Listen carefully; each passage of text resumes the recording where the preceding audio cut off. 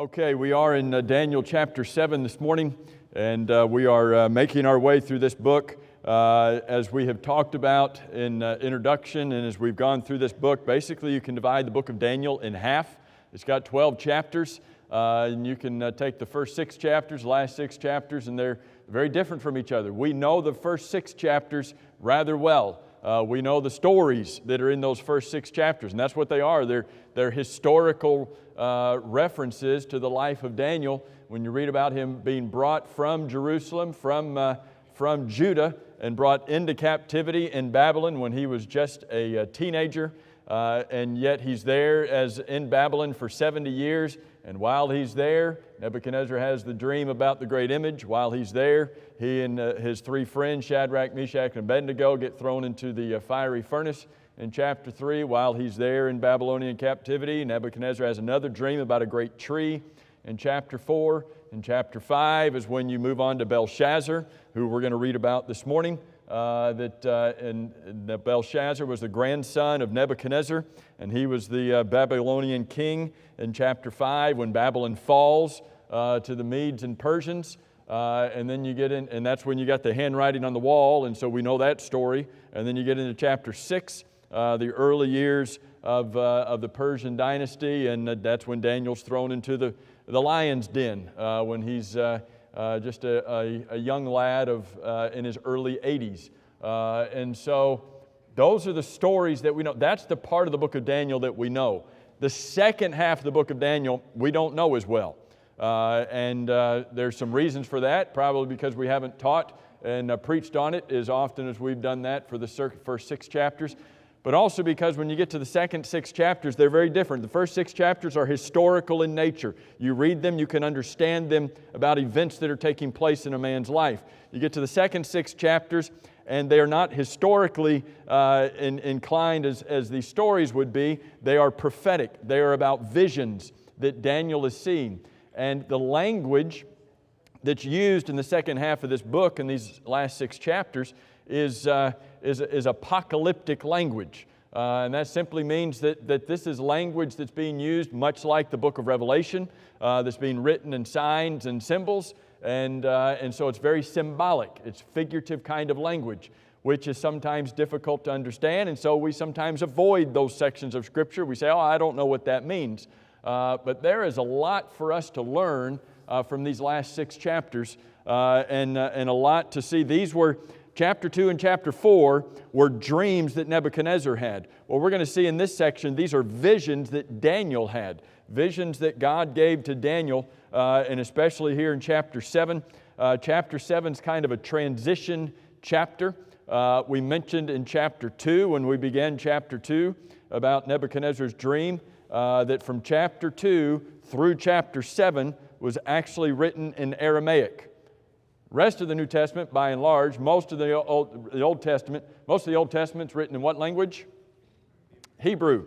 You've got this chunk here, and a few other places in the Old Testament, but you've got this chunk here from chapter 2 through chapter 7 that's written in the Aramaic language, which was kind of the universal language of Babylon and Assyria and of that day and age, and perhaps that indicates that this section of the book was written especially so that the Babylonians, so that the Persians could understand it. But when you get to chapter 8 and through the rest of that book, it's going to be back in Hebrew. And so maybe that section's written more for the Jews than it was for the Babylonians or the Persians. But when we get into chapter 7, what we are seeing as the main message of this chapter, and really we could say for the rest of the book, but for this chapter, is that earthly kingdoms are going to be destroyed. And we're going to see 4 of them again here in chapter 7. Earthly kingdoms are going to be destroyed, but God's kingdom is an everlasting kingdom, and it will never be destroyed. And so we're seeing things from heaven's viewpoint in this chapter rather than just reading about earthly events like we have for the last 6 chapters. So, chapter 7. Language is going to be a little bit different here. There's going to be some symbolism here and some figurative language that I want us to try to dig into, but we only have about 39 minutes to try to cover some of this territory. And so get into chapter 7 and verse 1. and you're given the background to this vision that Daniel has about 4 beasts. Notice the time marker in chapter 7 and verse 1 is the first year of Belshazzar. Well, do you remember what we read in chapter 5, what the time marker was at the beginning of chapter 5? Belshazzar was the king, and this was the very end of the Babylonian rule. This was the last night that Babylon would even be a nation, a ruling nation. Well, what we're doing in chapter 7 is Daniel's backing up. He's going back in history to the first year that Belshazzar was king, and this is, Daniel says in verse 1, this was a dream, a vision that he saw on his bed at night, and so he did what you should do. When you think about something and you don't want to forget it, what should you do? Write it down. Have you ever forgotten to write something down? And then you've thought later, well, what was it? What was I going to do? You've been there, you've done that. When you're thinking about something, you better go write it down. That's the beauty of having smartphones today, is you can immediately make a note so that you don't forget it. That's what Daniel's doing. He's writing down his dream, writing down, the New King James says at the end of verse 1, writing down the main facts. One, for him to be able to remember it, but obviously so that we could remember it, so that we could read about it here in Daniel chapter 7, and so that we could see sort of a verification of these events that take place. So here's the vision. The vision that Daniel sees is about 4 beasts that he sees in this vision. You get into chapter 7 and verse 2. Daniel spoke, saying, I saw in my vision by night, and behold, think about this. Here's what he sees. The 4 winds of heaven, and he's going to use that expression again in the book a couple times. So these winds coming from heaven, 4, in apocalyptic language, even numbers are symbolic. When you read the book of Revelation, one of the things you need to remember in the book of Revelation is that it's not written to be understood literally. It's written in symbols and signs. Even numbers are figurative and symbolic. And so as you read through this chapter, think about that. Sometimes numbers are symbolic, sometimes they're not. 4 winds. The number 4 was symbolic for earthly things, for worldly things, and maybe that's the indication here, but winds were something that, typically speaking, in this kind of literature, was talking about something that came from God. God controls the winds, and so these winds of heaven came, and what were the winds doing in verse 2? They're stirring up, they're churning the great sea. Well, to the Jews, what was the great sea? It's the Mediterranean Sea. Was their great sea. And so Daniel sees these winds, and the winds are kind of churning, they're stirring up and almost causing a fight amongst the waters. Well, what's he going to see coming out of this sea? In verse 3, I saw 4 great beasts, not little beasts, not minor political groups. 4 great beasts came up from the sea, each different from the other. And so then he begins to describe these beasts for us. In verse 4, he says, here's the first one. The first was like a lion, and it had eagle's wings. As you read through this, he's going to be describing for us 4 kingdoms. And if you look over in, I don't want to get too far ahead. He's describing for us 4 kingdoms. Can you remember anywhere else in the book of Daniel that described 4 kingdoms? Nebuchadnezzar's dream in chapter 2, when he sees this great image, and he sees the great image with the head of gold, the arms of chest of silver, the belly and thighs of bronze, the legs were made out of iron, and the feet had iron and clay mixed in. Do you remember the image that we had on the screen when we talked about chapter 2 and the 4 world empires that Nebuchadnezzar was dreaming about in Daniel chapter 2? Well, you come to Daniel chapter 7, he's going to describe for us 4 beasts, and the interpretation that's coming from this is a description of 4 kingdoms. You think these are the same 4 kingdoms that Nebuchadnezzar saw? They're the exact same kingdoms. What Nebuchadnezzar saw in his dream are the same 4 kingdoms, but Nebuchadnezzar saw them as a great image. Daniel is seeing them as described as animals. And again, that's figurative language to talk about what kind of nations they were. And so in verse 4, he's seeing the Babylonian Empire. The first was like a lion. Jeremiah described Babylon like a lion, and it had eagle's wings. Eagle's wings would describe the swiftness with which they would move. And I watched until its wings were plucked off, and it was lifted up from the earth and made to stand on 2 feet like a man, and a man's heart was given to it. We saw that same terminology about Nebuchadnezzar back in chapter 4. Talking about him standing on 2 feet, about how a man's heart was given to him. You remember what happened to Nebuchadnezzar? When he, instead of having a man's heart, he was given a beast's heart and went out and was eating grass like an oxen. Verse 4 is describing the Babylonian Empire like a lion that had eagle's wings, and describing what happened there to Nebuchadnezzar. In verse 5, he sees a different kingdom. Suddenly another beast. So he sees these beasts coming out of the sea. And so he sees the first beast come out, and then he sees this second beast come out. And verse 5 says it's like a bear. Well, what was the next nation that came after Babylon? Who conquered Babylon? The Medo-Persian Empire. And so that's what he's seeing here, but notice what he says in verse 5. It was raised up on one side. Well, it is a kingdom made up of 2 empires, essentially, the Medes and the Persians. But the Persians were stronger. They had conquered the Medes, and so it's raised up on one side. Is there one side of this Medo-Persian group that is stronger than the other? Yes. We're going to see that when we get to the next chapter too, by the way. Same kind of idea that one part of this beast is stronger than the other. And so it was like a bear, verse 5. It was raised up on one side because the Persians were stronger. Had 3 ribs in its mouth between its teeth. And they said thus to it, arise, devour much flesh. What's the meaning of the 3 ribs in his mouth? Could be symbolic. Could be describing how vicious of a beast it was. The 3 ribs could be talking about the 3 nations, 3 major nations that the Medes and Persians had conquered.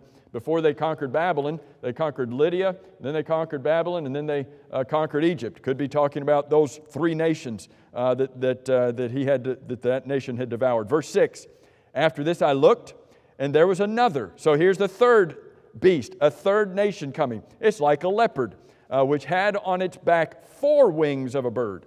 So the Babylonians had eagle's wings in verse 4, but now this nation has 4 wings of a bird. What nation is this? This is Greece. Why would it be described as having 4 wings? When you see Alexander the Great come on the scene in a very short time, you think about the swiftness by which he conquered the world. In 10 years, he conquered the known world. He sat down after he conquered India, and history says he sat down and he wept because there was no more worlds for him to conquer. At a very young age. He dies at 33 years of age. And so swiftness is being described here. The beast also, the end of verse 6, the beast also had 4 heads, and dominion was given to it. Why is it being described as having 4 heads? It could be figurative, talking about its mastery of the world, or it could be talking about, as we're going to see later in the book, when Alexander the Great died, what happened to his empire? Wasn't given to his descendant. It was divided up among his 4 generals. And so perhaps that's what's being described here, is his nation after he dies being divided up among his 4 generals. But verse 7, and for the rest of this chapter, is the main focus. The focus is not on the first 3 nations, the first 3 beasts. The focus is on the 4th beast. I saw in the night vision, verse 7, and behold, a 4th beast. Now, it's not like a lion, a bear, or a leopard. It's not like any other beast, and so it's not described like any other beast. It's dreadful and terrible. It's exceedingly strong. It had huge iron teeth. It was devouring and breaking into pieces and trampling the residue with its feet. Would you go back for just a second to chapter 2? Go back to chapter 2 real quick. I want you to see this as Daniel describes this image that Nebuchadnezzar sees and the 3 nations that would come before the Roman Empire. You get down to Daniel chapter 2 and verse 40. Daniel 2 and verse 40, the 4th kingdom, the same as the 4th beast in chapter 7. Daniel 2 and verse 40, the fourth kingdom shall be as strong as iron. Does that sound like what we just read? And as much as iron breaks in pieces and shatters everything, and like iron that crushes, that kingdom will break in pieces and crush all of the others. Isn't that what we just read about the beast?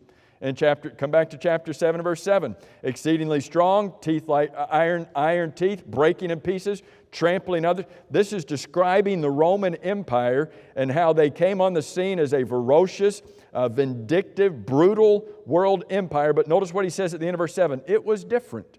He saw these first three beasts, and he says, this one's different than the ones that went before, and it had 10 horns. So he sees this beast, and this beast has 10 horns. Now remember, some of this could be, even the numbers could be symbolic. Is this describing 10 literal horns that he sees, or could the number 10 was used symbolically, figuratively, to describe something that was infinite, to describe something that was limitless? And that's the way the number 10 was often used. Could it be described that? Horns were used for power. That was a symbol for power. If a beast had horns, it was describing his power, and even could be describing kings and rulers. And so here's this beast. He's got 10 horns, perhaps describing 10 literal horns, or just saying that this was a complete beast with the fullness of power. And I was considering the horns, verse 10, and there was another horn, a little one, coming up among them, before whom 3 of the first horns were plucked out by the roots. And there in this horn, this one horn, this little horn that came up among them and plucked out 3 other horns, there were eyes like the eyes of a man, and a mouth speaking pompous words. You have this image? You got the picture? Here's this fourth beast that comes out. It's not like the first 3. It's not like those first 3 nations. This nation is vicious. This nation has iron teeth. They devour, they crush, they trample. But it's got 10 horns, maybe 10 rulers. And then there's this one little horn that comes up that takes, but this one little horn begins to speak. So this one horn is personified. And this one horn has eyes that see, and it has a mouth. But what does this mouth speak? This pompous words, or great boasts. Is that the New American Standard that says great boasts? So here's this mouth, and he's going to say that at least 3 more times in this chapter, describing this horn that speaks pompous words, speaks boastful things. What is this all about? What's this fourth beast? What are these 10 horns? What is this little horn? That's what Daniel is focused on. That's what Daniel is most concerned about. He's not concerned about those first 3 beasts. When we get into this, look at verse 15 real quick, where it just says, I was grieved in my spirit within my body, and the visions of my head troubled me. What he's most troubled about is this fourth beast, and that's what he begins asking in verse 19. I wish to know the truth about the fourth beast. That's the one that he's most concerned about, trying to figure out what is this all about. Well, we're going to let the text explain this to us as we go through this. As Daniel is describing his vision for us, he describes a heavenly scene. He has seen this vision of things coming, these beasts coming out of the sea, but then he sees a heavenly scene. He's taken to heaven to see something that's happening in heaven. Verse 9, he sees a judgment scene. He says, I watched till thrones were put in place. And that word watch is going to be throughout this. Verse 11, I watched. Verse 13, I was watching. It's just throughout this. Verse 21, I was watching. It's all over this chapter. So Daniel is in this vision. I'm watching. Verse 9, I watched till thrones, these are judgment thrones, were put in place. I was watching. I could see this vision of heaven of thrones being put in place, and the Ancient of Days was seated on the throne. Who's the Ancient of Days? He's going to be mentioned again in verse 13. He's going to be mentioned again in verse 22, I think. The Ancient of Days. Who's that? That's God the Father. That's the Father in heaven sitting upon His throne, being described as the Ancient of Days merely because He is the eternal one. He is the timeless one. And so God sits upon His throne, and in this case, His throne of judgment. And His garment was white as snow. He's absolutely pure. The hair of His head was like pure wool. He has authority, this of wisdom to make these judgments. His throne was a fiery flame. Fire was often used as a symbol of divine judgment. His throne was a fiery flame. Its wheels a burning fire. Josh just taught the book of Ezekiel a while ago, and you may remember from the book of Ezekiel, this kind of imagery, kind of a chariot throne that was on fire. That was, at least a chariot throne was common in that day. And so it's like a throne on wheels that has fire. Look in verse 10. A fiery stream, a river of fire issued from His throne. The wrath of God is being poured out here. I mean, when you see God's throne, for those who are faithful to God, it's not a fearful thing. When you see God's throne, for those who are His children, it's not something where we see fire coming out. But for those who are going to receive the judgment of God, it's a fiery stream. Came forth from Him. And around Him, look at this, 1,000 thousands ministered to Him. How big is God's army? How big is God's angelic army? He is the Lord of hosts, as He's described even in this book. And so 1,000 thousands ministered to Him. 10,000 times 10,000 stood before Him. I want you to see this image of the God of heaven sitting upon His throne of judgment with fire coming out, surrounded by His army of angels, and the court was seated. It says at the end of verse 10, the court basically is in session. It's time for judgment to begin, and the books were opened. Does that sound like Revelation to you? Revelation 20, the books were opened. So what's happening here? Daniel sees this vision of all of these things, these beasts coming out, but he sees this fourth beast. And it's vicious, it's cruel. And we're going to see later in the chapter how it was bringing punishment and persecution upon God's people. But then Daniel sees this judgment scene. A judgment scene. So we've got this vicious beast, this vicious nation, but then we've got a judgment scene. What are we seeing? We're seeing that the God of heaven sitting upon His throne is going to judge this nation for what they do. Verse 11, I watched then because of the sound of what? The pompous words, the great boasting. So he's seeing and hearing again this same thing. So he's seeing this little horn. I watched then because of the sound of the pompous words which the horn was speaking. How can a horn speak? He's seeing this in a vision. What is this horn that is speaking? And so he says, I watched till the beast was slain. So here's this horn, one of the rulers of the beast, this kingdom, and he watched until the beast was slain and its body destroyed and given to the burning flame. He sees the judgment that's going to take place, and then he looks back and he sees this pompous ruler, this pompous horn of this beast, and he says, what's going to happen to them? And then he watched until this great beast was destroyed and this ruler was taken out of place, and they are judged by God, and that's what the end of verse 11 is talking about, given to the burning flame. It's talking about the judgment of this fourth beast. Now, who is the fourth beast? What nation is this? It's the Roman Empire. Who is this fourth beast? Well, it's the Roman Empire. What do we know about this beast? I want you to hold your finger in Daniel chapter 7. I want you to go over to Revelation chapter 13.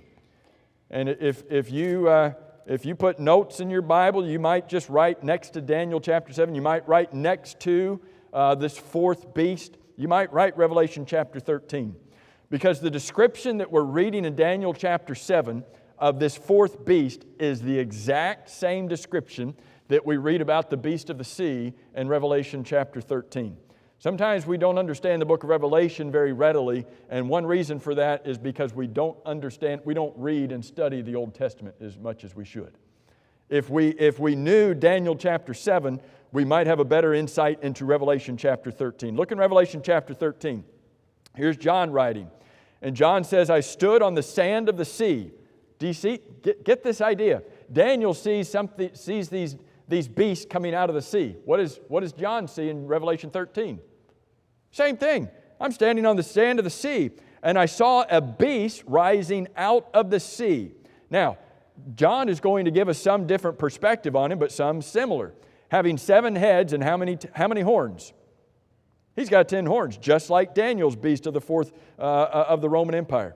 He's got 7 heads, 10 horns, and on his horns were 10 crowns, and on his heads a blasphemous name. What was that one little horn doing? Speaking blasphemy. Now, verse 2. Now the beast which I saw was what? Like a leopard. His feet were like the feet of a bear, and his mouth like the mouth of a lion. What did we just read about the first 3 beasts before we read about the fourth beast? We just read those. You still have your finger in Daniel 7, right? You didn't lose that, did you? Flip back over to Daniel 7 just real quick. I want you to see this. Daniel chapter 7 and verse 12. As for the rest of the beasts, which beasts? Babylon, Medes, Persians, Greeks. Which beasts? What we just read about in Revelation 13 and verse 2. The leopard, the bear, and the lion. As for those, Daniel 7 and verse 12, they had their dominion taken away, yet their lives were prolonged for a season and a time. What's that talking about? Well, obviously, each empire came along and conquered that previous world empire, but they lived on within that next empire. And so that next regime comes along, and the Babylonians still had, that Babylonian influence still was there in the Medes and Persians, still there in the Greeks, and still existed even in the Roman Empire. And so when we read about these beasts conquering each other, they're absorbing those nations before them, and so they're absorbing some of their characteristics, absorbing some of their might and their power, absorbing some of their government, and so it's interesting that Daniel 7 verse 12 says that they were prolonged for a time. Their influence remained even after they were conquered. Look back in Revelation 13 and verse 2. That's interesting that he sees. John sees in Revelation 13 and verse 2, these beasts, or a beast like these 3. The dragon, the end of verse 2. The dragon, that's the devil, that's Satan. The dragon gave him his power, his throne, and great authority. And I saw, Revelation 13 verse 3, I saw one of the heads one of its heads, as if it had been mortally wounded, and his head wound was healed. And all the world marveled and followed the beast. So they worshiped the dragon, the devil, who gave authority to the beast. Who's this beast? And they worshiped the beast, saying, who is like the beast? Who is able to make war with the beast? He's too powerful. He's too mighty. Nobody's going to be able to take him down. Verse 5, and he was given a mouth speaking great things and blasphemies. Didn't we read that about the little horn back in Revelation or Daniel chapter 7? What was that little horn doing? Speaking blasphemy, speaking boastful things. And he was given authority to continue, verse 5 says, for 42 months. Tuck that away. We're going to get that in Daniel chapter 7. Then he opened his mouth and blasphemy against God, to blaspheme His name. Who did? This little horn of Daniel chapter 7, this mouth that's speaking of this beast in Revelation chapter 13, to blaspheme the name of God, His tabernacle, and those who dwell in heaven. And it was granted to him to make war with the saints. Tuck that away. It was granted for him to make war with the saints and to overcome them. And authority was given him over every tribe, tongue, and nation. Tuck that away. All who dwell on the earth will worship him, whose names have not been written in the book of life of the Lamb slain from the foundation of the world. If anyone has an ear to hear, let him hear. If you are a Christian and you are living in the time when John wrote the book of Revelation, and you are living, what nation is in power? Rome. John is describing for these Christians what is happening around them as these Roman emperors, and maybe he's describing a particular Roman emperor who was going around speaking blasphemous things and even demanding that people worship him as the Roman emperor. Revelation chapter 13, describing the beast of the sea, is describing the same thing that Daniel is describing for us in Daniel chapter 7. We're going to see some of these same things. Come back to Daniel chapter 7. So he sees this vision. He sees this heavenly part of this vision where God is setting up His judgment throne. But then he sees another thing happening in heaven. Verse 13, I was watching in the night visions, and behold, one like the Son of Man.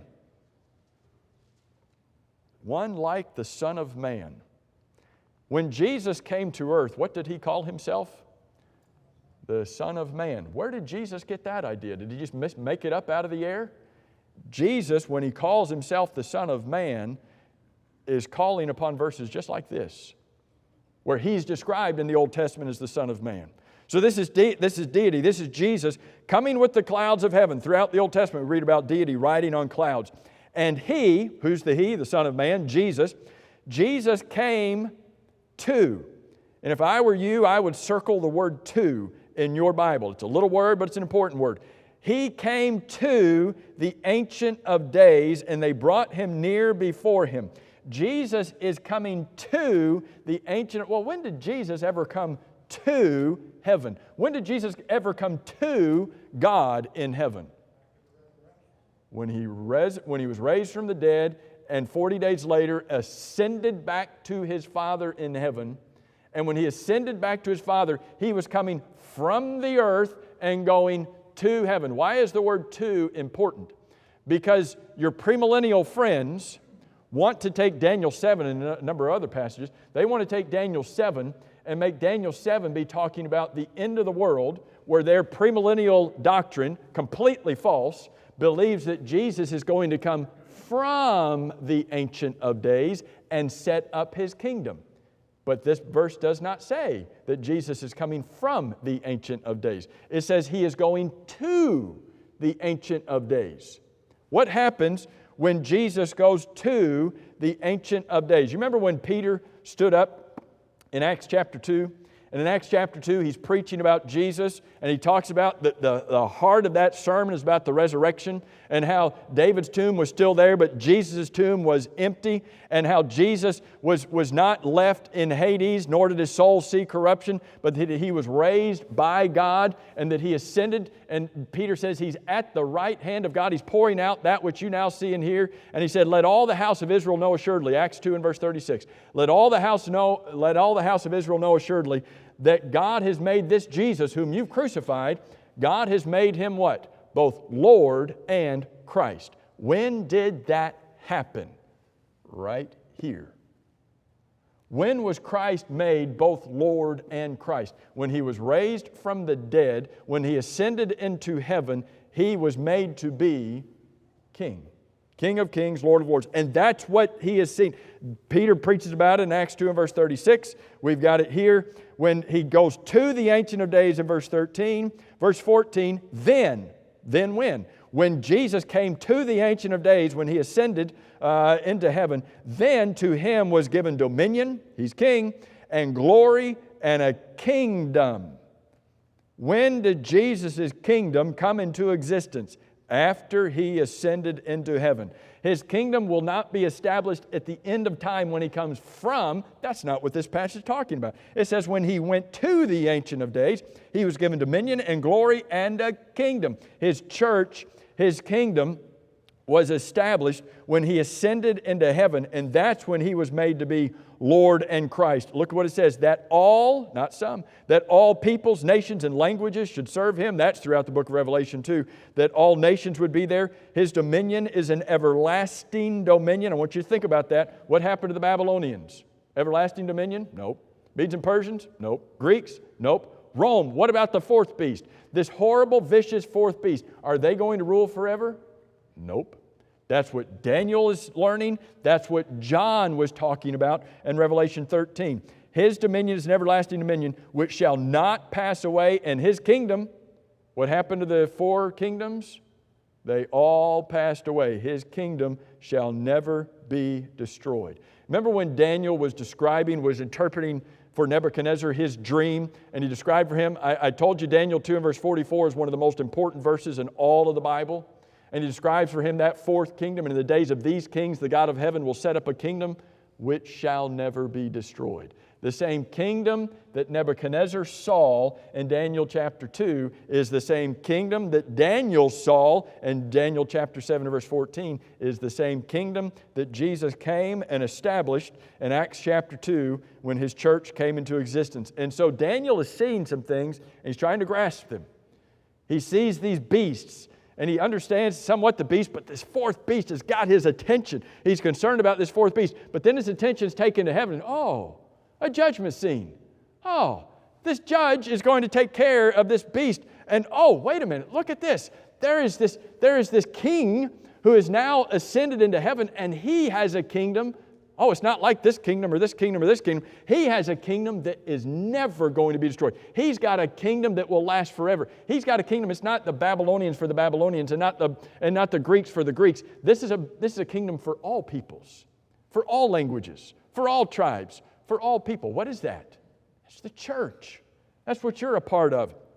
That's what Jesus purchased with His own blood. And so in verse 15, Jerry, real quick. I've got like 8 minutes here. New American Standard puts one little word in verse 13 that I think makes it even so much clearer. That word is up to. Up to. He came up to the Ancient of Days. Yeah. Right? He's going up to the Ancient of Days, not coming down from, but He's going up to the Ancient of. And so what Daniel is seeing, remember Daniel is writing this is about 553 BC. 553 B, what is BC? Don't say common era, it's before Christ. So 553 years before Christ. So tack on 33 years of Jesus' life and then the establishment of the church. So 553 plus 33 is what? 586? So 586 years before the church is ever established in Jerusalem in Acts chapter 2, what's Daniel seeing? He's seeing it. He's seeing Christ ascend into heaven. He's seeing Him go to the Ancient of Days. He's seeing this kingdom come into existence. But he sees this and he's grieved in his spirit, verse 15. He's grieved within his body because of what he sees. And so he came near and he asked him, he says, tell me what's going on. Tell me the truth of this. And so he told me the interpretation of it. And he said, verse 17, those great beasts which are four kings or kingdoms. Look, tie in verse 23. Look at verse 23 real quick. Thus he said, the fourth beast shall be a fourth kingdom. So what are the beasts? He tells us. We don't have to guess. The beasts are the kingdoms, the four kingdoms that we just talked about. They will arise out of the earth. They will conquer one after the other. Verse 18. But the saints, that's a key word in this chapter. We're going to see it about 6 more times here. But the saints of the Most High shall receive the kingdom. Not these little kingdoms that keep passing away. And possess the kingdom, how long?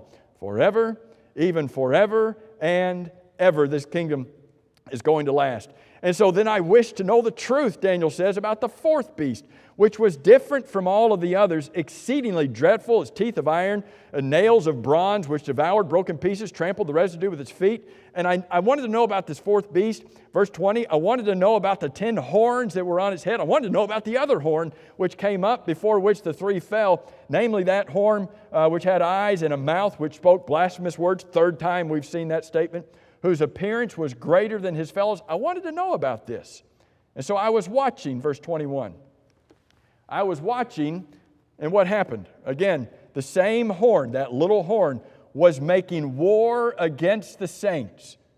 This little horn is a part of the fourth beast, which is the Roman Empire. This little horn was making war against the saints. Let me ask you a question. Did the Roman emperors ever make war against the saints? Did the Roman Empire ever make war against the saints? Yes, repeatedly. Did they ever persecute them? Yes, severely. So he was making war against the saints and prevailing against them. What's the first word you have in verse 22?